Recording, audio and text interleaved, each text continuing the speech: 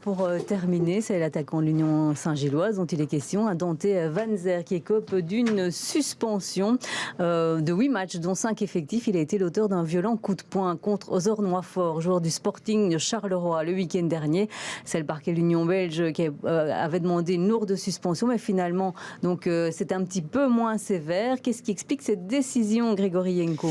Oui, Muriel, on se rappelle donc à la 45e minute de ce duel entre l'Union et le Sporting, Van Zer qui est accroché par Ozor-Noifort dans le rectangle, et pour se dégager, il donne un violent coup de poing au visage, un geste gratuit qui mérite finalement une carte rouge selon le comité disciplinaire. Le parquet de l'Union belge avait réclamé 8 matchs. En fait, c'est la sanction maximale qui est possible pour ce geste, qui est donc jugé comme gratuit.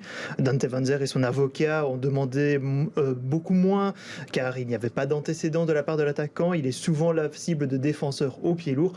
Finalement, le comité disciplinaire a décidé de réduire à 5 matchs effectifs et 3 avec sursis, une amende de 6 500 €, ce qui veut dire que le joueur ne sera pas de retour avant la dernière journée de la phase classique du championnat. Ce sera le 10 avril contre le Beerscot, mais le parquet et l'Union Saint-Gilloise peuvent toujours faire appel de cette décision. Mais Grégory, justement, est-ce qu'on peut se poser cette question? Est-ce que la suspension risque de mettre à mal l'Union? Parce que finalement, Van Zer était quand même l'un des éléments déterminants. Il a marqué beaucoup de buts déjà.